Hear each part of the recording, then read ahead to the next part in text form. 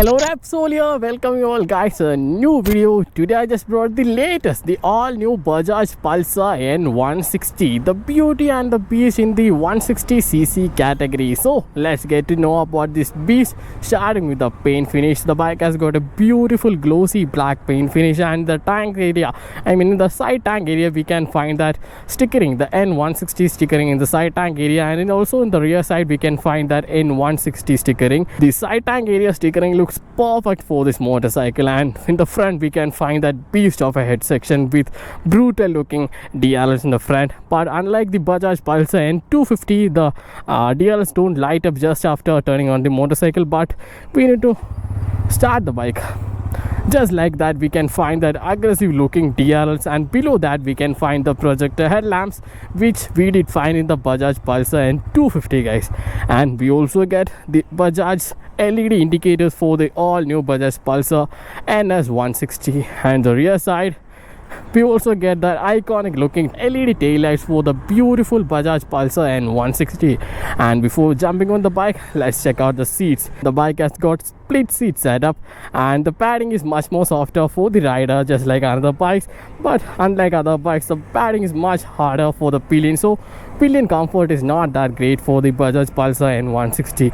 And getting on the bike, the first thing to be noted will be the seat height. The bike has got a seat height of like 805mm. It's much more greater than the N250. So for my height, the 5'8" height, I have complete planted foot, so no issue for me with the seat height. And so does the weight too. The bike weighs around like 152 kilograms. And looking at the handlebar switches, these are the similar switches that we did find in the Bajaj Pulsar N250. The dim, fast, bright, everything integrated into a single switch. The mode button, the indicators, the horn. In the right side, the kill switch. These are for turning on and turning off the headlamps.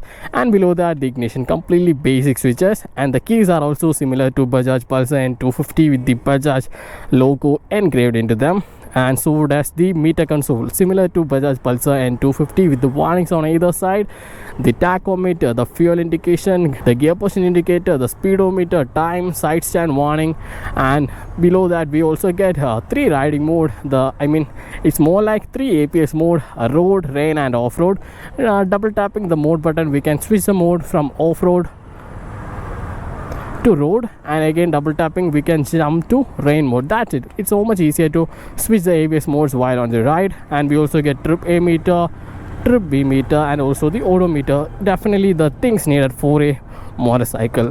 Now let's check out the engine side for the Bajaj Pulsar N160. Right now we get a 160.3cc single cylinder air plus oil cooled engine for this all new Bajaj Pulsar N160, which can also deliver like 17 PS power and 14.6 Nm of torque. This bike can be completely enjoyed both on cities and highways. So definitely to put a stop we need greater braking, right? We get the 300mm disc rotors in the front side with the 2-piston Grimeca calipers, just like the brakes that we did find in the Bajaj Pulsar N250. And in the rear side we get the 230mm disc rotors and the single piston Grimeca calipers again.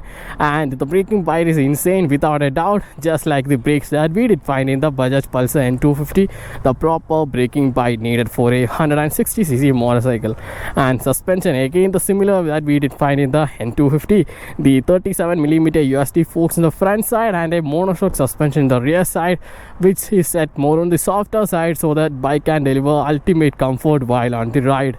And tires, there is a change in the tires. We get, even though we get the MRF Zappa tires, right now we get the 100 section tires in the front side and 160 section tires in the rear side, even after getting the 17-inch identical alloy wheels for this motorcycle. And the ground clearance is also raised from 165 to 170mm, even after getting that same bash plate also. And before going for a short ride, let's also hear out the exhaust note. There is completely change in the exhaust note, at least.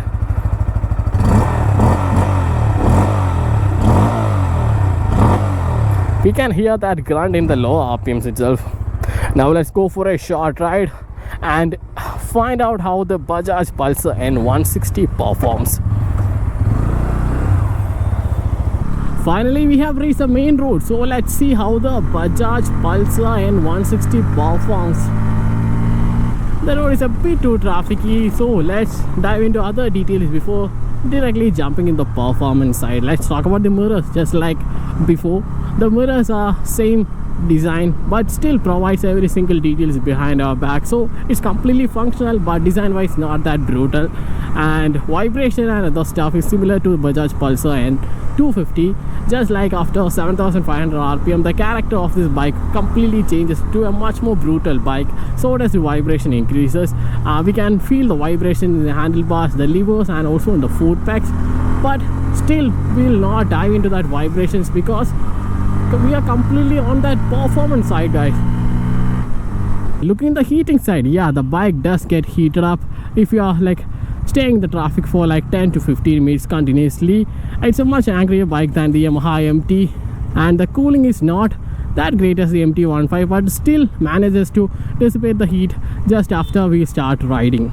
And the comfort is one greater thing for the Bajaj Pulsar and 160. Is much more comfortable than the Yamaha MT without a doubt, and the softer suspension provides the ultimate comfort while on the ride. But the drawback is that once we take the bike into corners, the softer suspension doesn't provide that confidence as the MT-15, which is much more stiffer suspension, so we can enjoy the corners much more greater on the MT than the N160.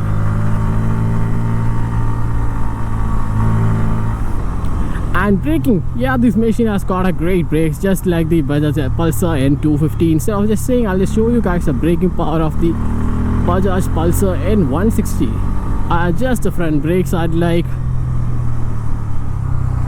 40.